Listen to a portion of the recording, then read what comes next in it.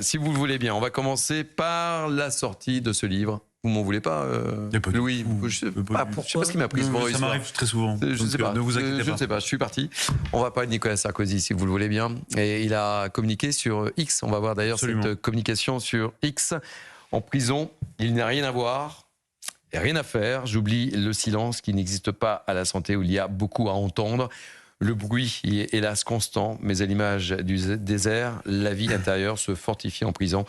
Nicolas Sarkozy, le journal d'un prisonnier. Il sort un livre moins de 2 semaines après sa sortie de prison, Louis de Ragnel, l'ex-président de la République. Un livre de 200 pages, écrite en 20 jours d'incarcération. Ouais.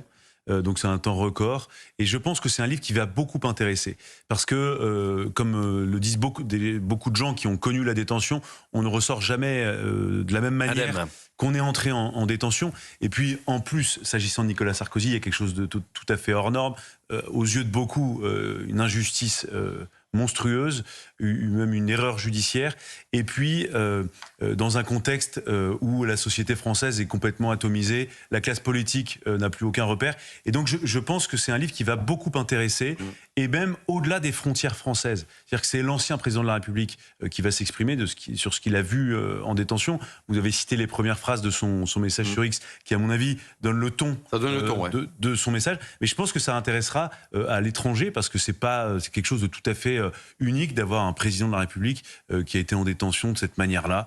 Donc je pense que voilà, ça aura un retentissement bien plus important. Tous les jours. Je pense que ça aura un retentissement bien plus important que tous ses précédents livres.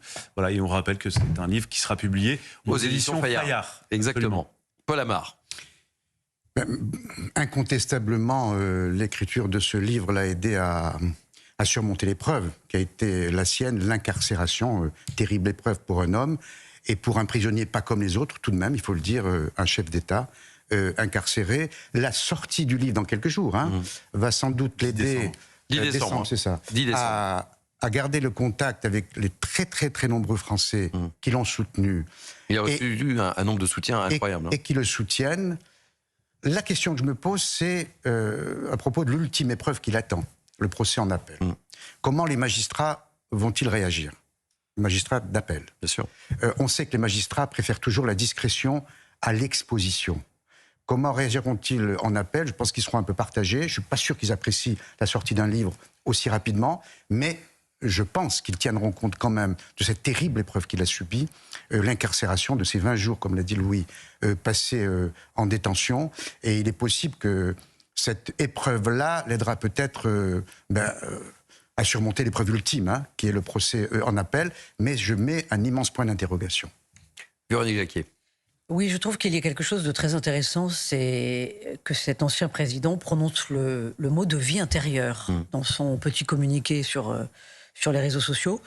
La vie intérieure. Et vous savez, Bernanos disait, le monde moderne est une conspiration contre la vie intérieure. Donc c'est intéressant d'avoir un homme qui a été autant dans l'action, qui a été un tel combattant dans l'arène politique, de nous offrir maintenant ce qu'il a construit en termes de vie intérieure. Vous savez qu'il est parti sous le bras, si j'ose dire, dans sa cellule avec le Jésus de Jean-Christian Petit-Fils, donc il raconte le Jésus historique.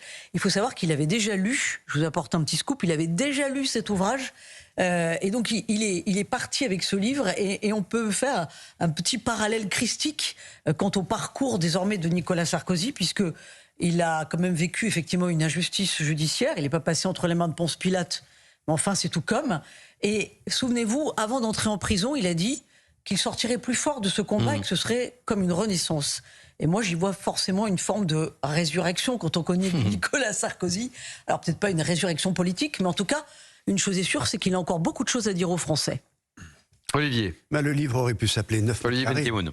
9 mètres carrés, parce que c'était... Oui, c'est la prison, c'est la taille de la prison où il était à l'isolement, dans des conditions absolument extrêmes.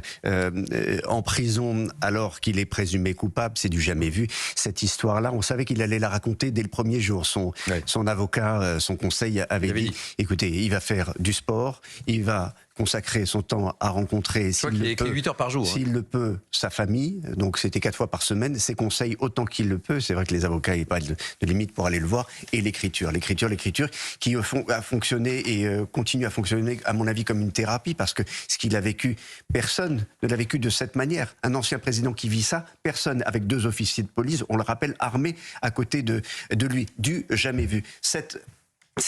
À la fois ce voyage sensoriel, si on peut parler de voyage, mais cette expérience qui est sensorielle, où il va rencontrer d'ailleurs les bruits, c'est ce qu'il dit, les bruits ont été la première chose qui l'ont marqué, il va sans doute en parler beaucoup.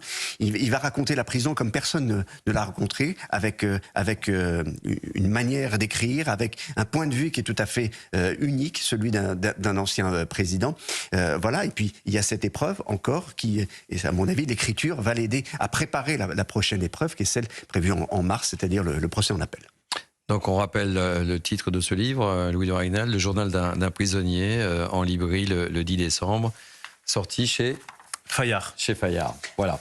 Mais je pense que, sans rire, que ce livre sera extrêmement bien vendu. Parce que c'est un objet qui est totalement unique. Vraiment, ça change. C'est pas un livre politique, c'est pas un roman, c'est pas un essai. À mon avis, ce sera sans doute un de ses livres les plus personnels. Parce que quand vous écrivez, que vous êtes enfermé, que vous n'avez rien d'autre à penser qu'à ça, je pense que le style, l'écriture sont totalement différentes que quand vous êtes dans un cadre où vous êtes au calme, au vert, avec des grands espaces. Ce qui a été le cas. Oui, on disait qu'il écrivait 8 heures par jour. Là, voilà, il y a. C'était un moment incroyable. Donc je pense que ça va être une écriture de souffrance, quoi, mais très profonde. Donc moi, j'ai hâte de le lire, en tout cas.